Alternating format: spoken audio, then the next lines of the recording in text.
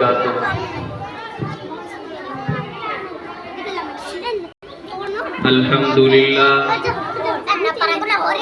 الحمدللہ وکفى وسلام علی عباده الذین اصطفى اما بعد فاعوذ باللہ من الشیطان الرجیم بسم اللہ الرحمن الرحیم یا ایہا الناس انا خلقناکم من ذکر وانثى وجعلناكم شعوبا وقبائل لتعارفوا ان اکرمکم عند اللہ اتقاکم ان اللہ علیم خبیر صدق اللہ العلی العظیم۔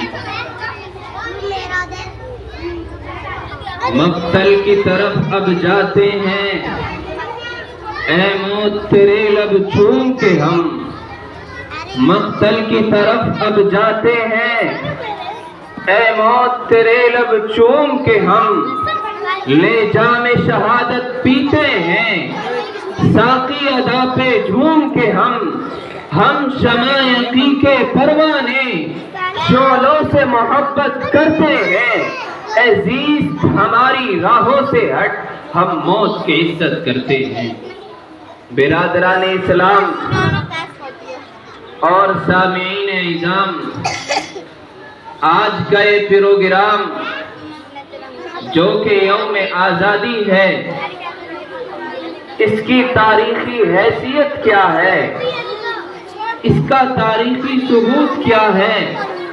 یہ فسانے، یہ نغمے، یہ ترانے، یہ پھڑ پھڑاتی تتلیاں اور یہ جھنڈے لہراتے ہوئے اور یہ عظیم عظیم جلسے کیوں ہو رہے ہیں؟ اس کا مختصر جواب یوں ہے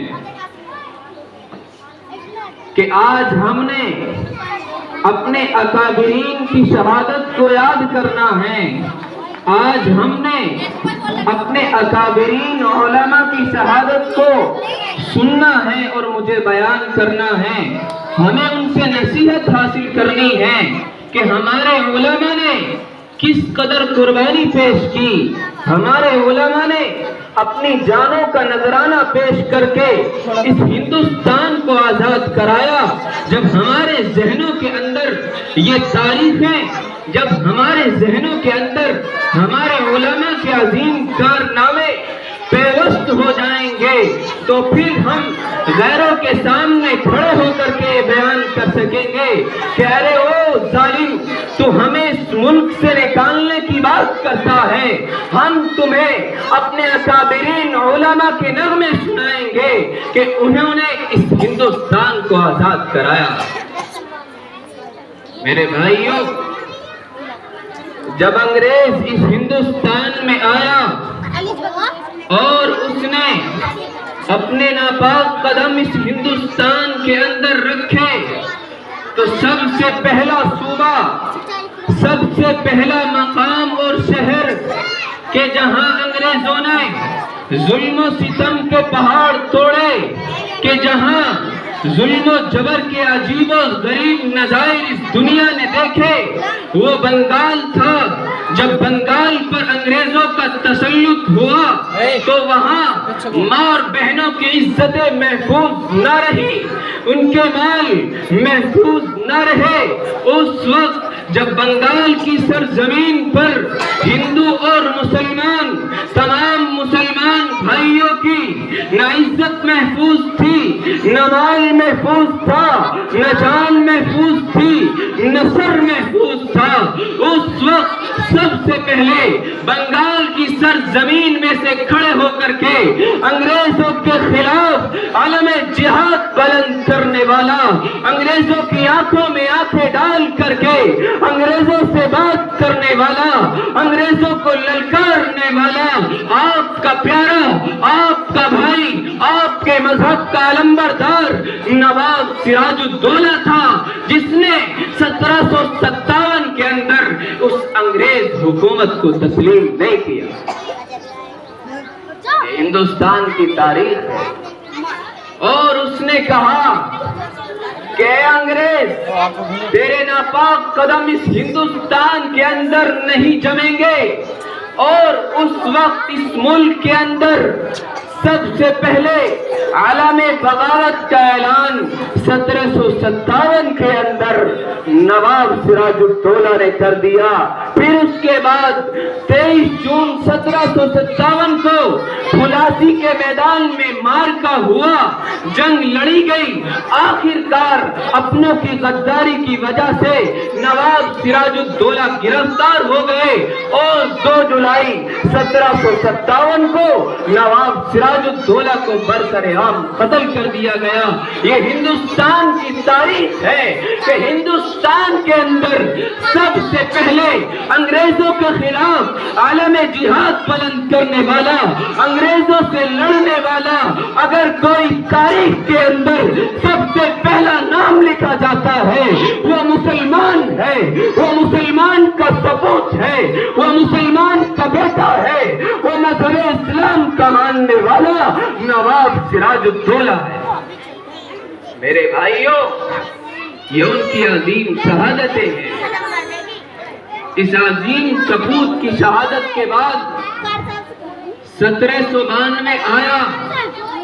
1792 کے اندر میسور کی سرزمین سے ٹیپو سلطان نے عالم جہاد بلند کیا. میسور کی 4 بڑی لڑائیاں لڑی گئیں. اس کے بعد 1799 آیا. اس کے اندر ٹیپو سلطان نے انگریزوں کے دانت کھٹے کر دیے, ان کے جبڑے ہل گئے, ان کی عمارتوں میں زلزلے آ گئے. سلطان ٹیپو شہید رحمت اللہ علیہ سے ان کے نام سے انگریزوں کے جسموں میں لرزہ طاری ہونے لگا. آخر کار وہاں بھی یہی ہوا, اپنوں کی غداری کی وجہ سے سلطان ٹیپو شہید رحمت اللہ علیہ بھی شہید ہو گئے. مسلمانوں, یہ جنگ لڑی ہے سلطان ٹیپو شہید رحمت اللہ علیہ نے. یہ دوسری مرتبہ بھی انگریزوں کے خلاف عالم جہاد بلند کرنے والا مسلمان ہے, انگریزوں کو للکارنے والا, انگریزوں سے لڑائی کرنے والا بھی تنے تنا مسلمان کا بیٹا ہے. میرے بھائیوں, اس کے بعد پھر 1803 آتا ہے. 1803 کے اندر جب انگریزوں نے دلی پر قبضہ کر لیا اور پھر دلی کے اندر انہوں نے اعلان کیا کہ یہ ملک ہندوستان غلام ہو چکا ہے, یہ ملک بادشاہ کا, خلق خدا کی اور حکم اس انگریز کمپنی کا ہوگا. اس دن اس ہندوستان کی تاریخ میں سب سے پہلے جہاد کی فرضیت کا فتویٰ صادر کرنے والا, جہاد کا فتویٰ دینے والا میرے آپ کے بزرگ, میرے آپ کے روحانی قائد, ہندوستان کے سر کے تاج حضرت شاہ عبدالعزیز علیہ الرحمہ تھے.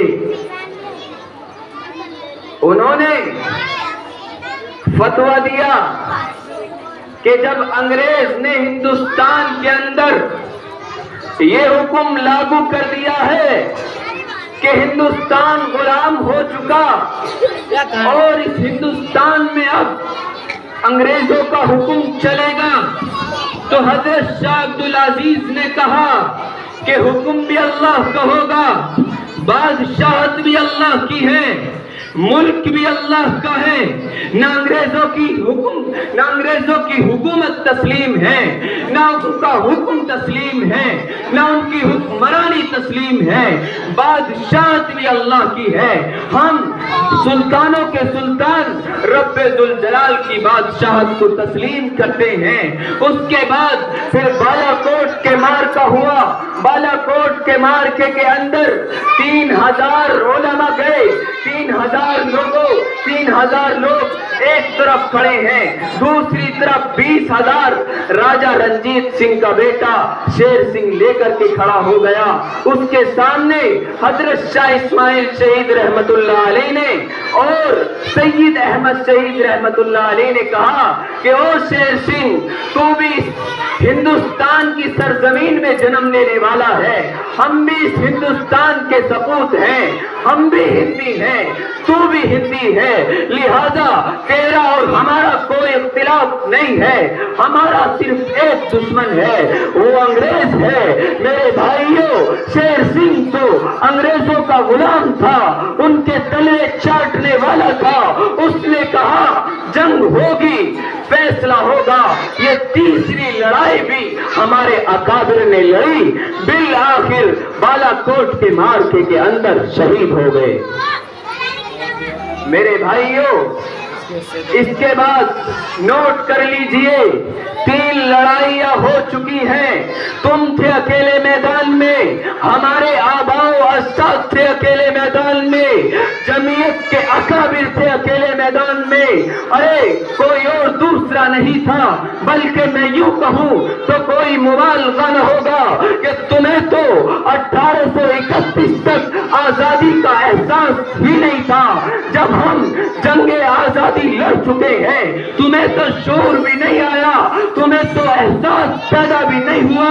جب ہماری گردنیں کٹ چکی تھی، جب ہم نے میدان قائم کر دیے تھے، جب میدان گرم ہو چکے تھے، اس کے بعد پھر تمہیں شعور آیا ہے، اس کے بعد پھر یہ غیر مسلم قوم مسلمانوں کے ساتھ ہوئی ہے، اس کے بعد پھر 1857 ہوا، بالآخر 1857 کے اندر لڑائی لڑی گئی، جنگ لڑی گئی، میرٹھ کے اندر، مظفر نگر کے اندر، تھانہ بھون کے اندر، امرتسر کے اندر، بالآخر ہندوستان کے ہر شہر کے اندر 1857 کی جنگ لڑی۔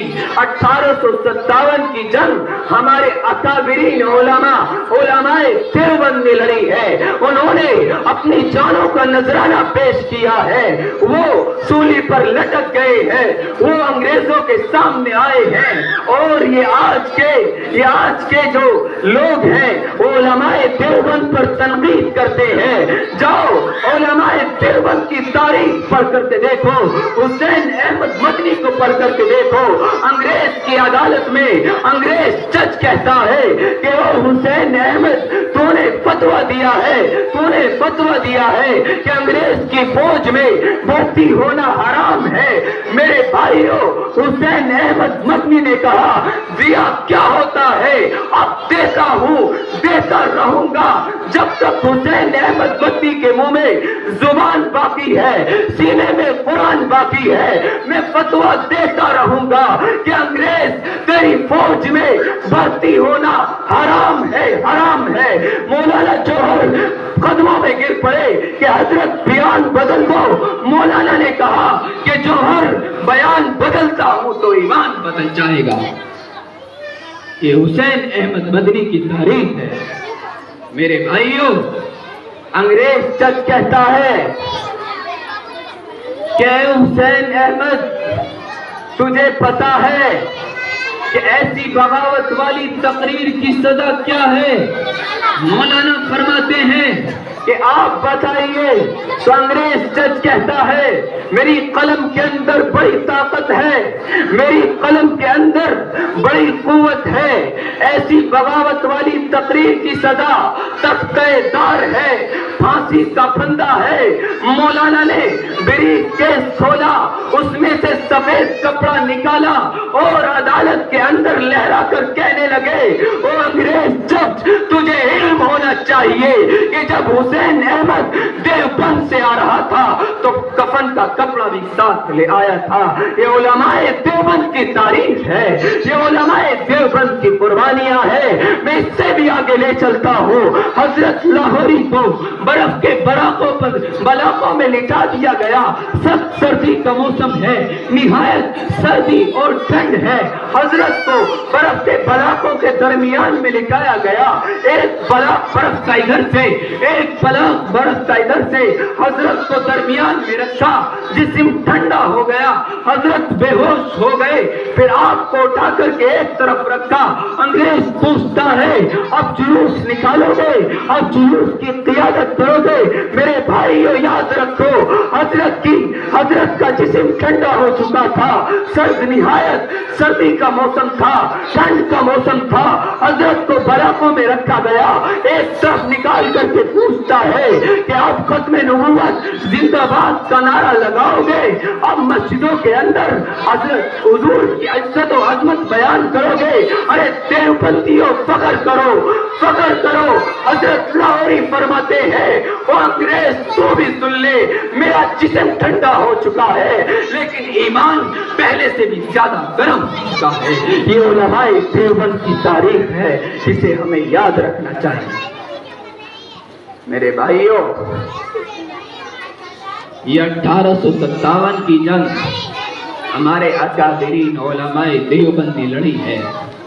بالآخر وہاں بھی یہی ہوا، اپنوں کی غداری کی وجہ سے 1857 میں بھی ہم شکست خوار ہوئے، ہمیں شکست ہوئی۔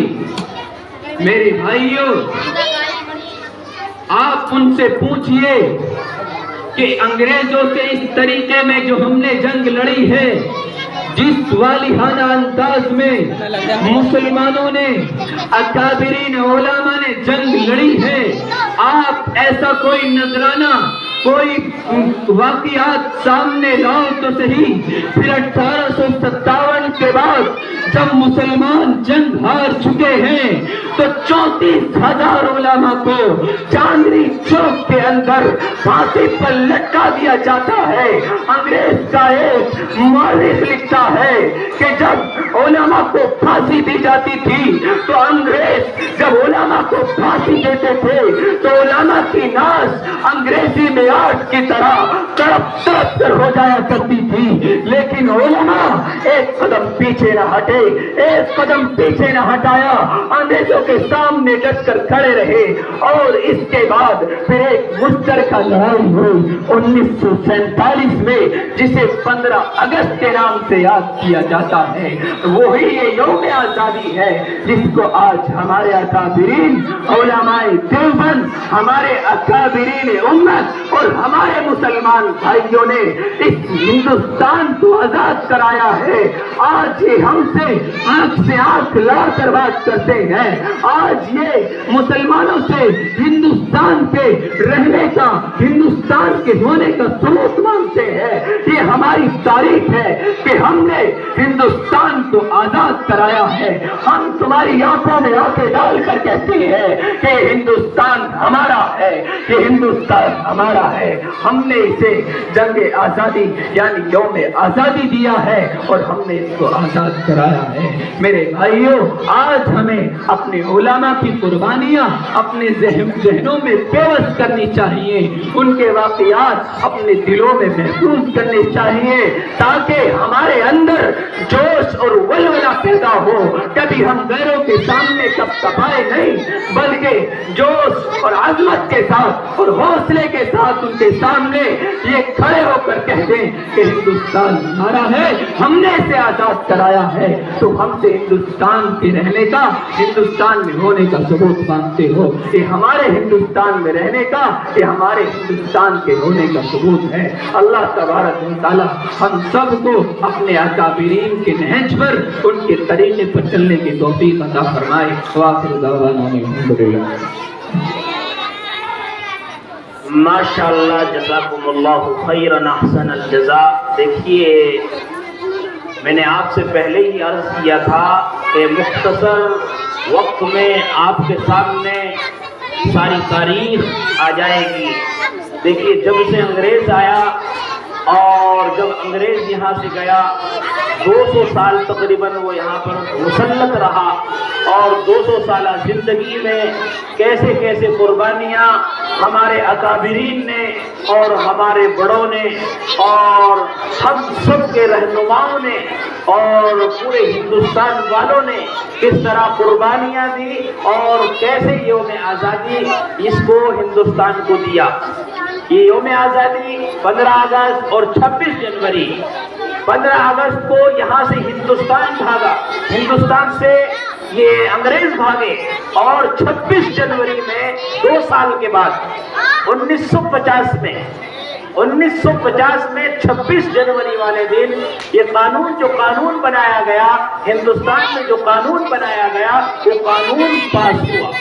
2 साल के बाद, यानी 2 साल तक कोई कानून नहीं था, 2 साल तक पिछला कानून चला हुआ था, 2 साल कानून बनाने में लगे, और फिर 1950 में 26 जनवरी वाले दिन कानून पास हुआ, और वही कानून अब तक चला आ रहा है, जिस पर हम चल रहे हैं। और ये कानून हिंदुस्तानी कानून, जिसको हमें फॉलो करना चाहिए, और हम फॉलो करते भी हैं, जैसा हुक्म आता है ऊपर से हम करते हैं। उसके साथ साथ अपनी शरीयत को हम फॉलो करते हैं। यहाँ पर जो हिंदुस्तान आजाद है, हर आदमी अपने अपने तरीके से चल सकता है, हर आदमी अपने अपने मजहब पर चल सकता है।